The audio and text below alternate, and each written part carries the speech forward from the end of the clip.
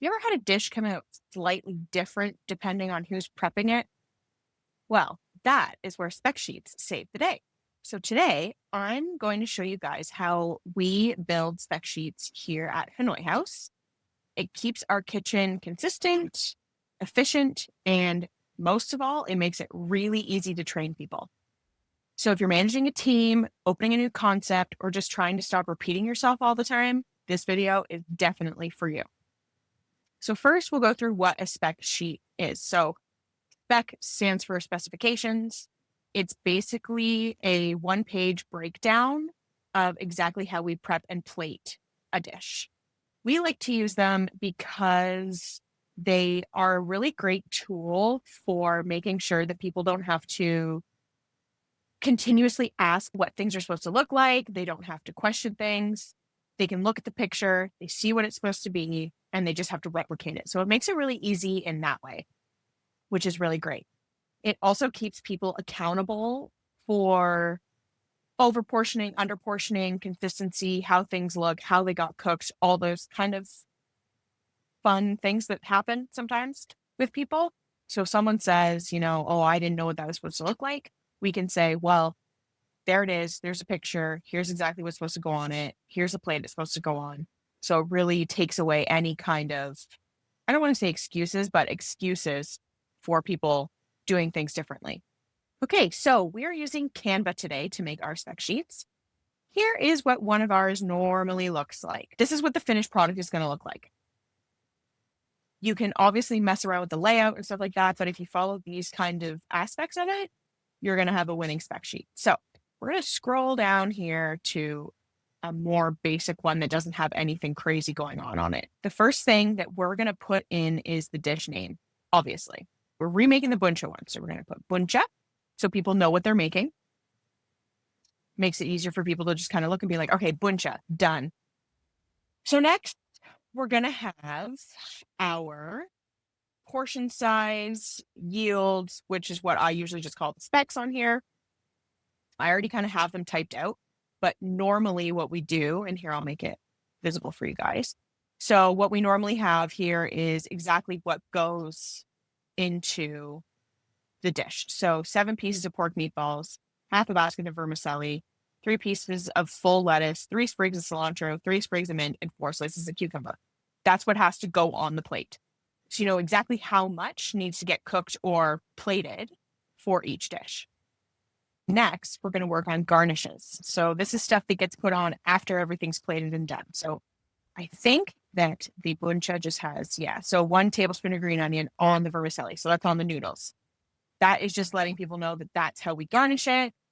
And realistically, you can be as detailed as possible as you want to be with the specifications, but we like to keep it very simple because it makes it very fast for people to look and say, okay, I need 7 meatballs. Amazing. That being said, we also have things pre-portioned. So for instance, for the buncha, we have 7 pork meatballs in a portion bag ready to go. That's the same for our pork belly, basically all of our proteins are already portioned. So sometimes we'll just write 1 portion of pork belly or 1 portion of beef for things so people know exactly how much to cook.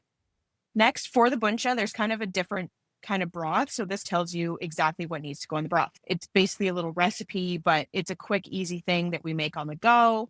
And it tells people exactly how to put it. Okay. So finally, we're going to go into our photo. So like you saw in the above one, there is a picture that we have here. I currently have it down to 0 opacity. So we're just going to turn it all the way up. We take photos of our finished dishes. We like to make sure that there's a basic background behind it because Canva has this amazing little tool up here in the corner that's called Background Remover. It is only a tool that's available on a premium account, but let me tell you, it is a godsend, especially when we're making these kinds of spec sheets. So we're going to highlight the photo like I've done here.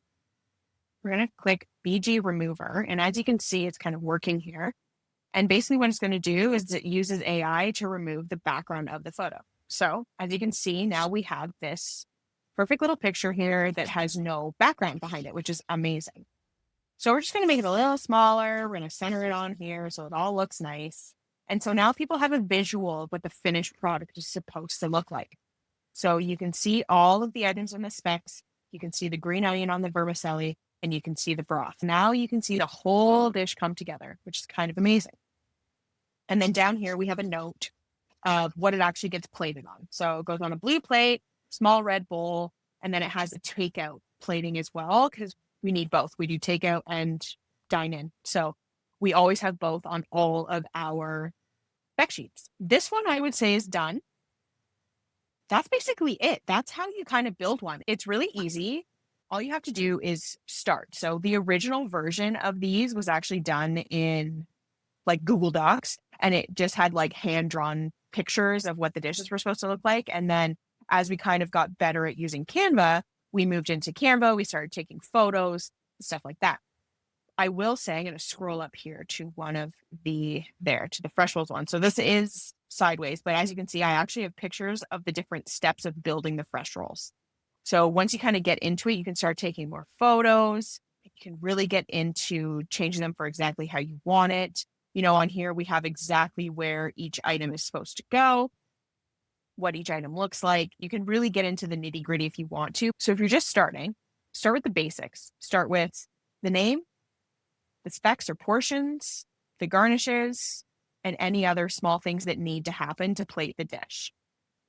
And then always have a photo. So sometimes it takes a while to take all these photos. It took me a month or two to get this whole spec book done, but you just have to start small and work your way up.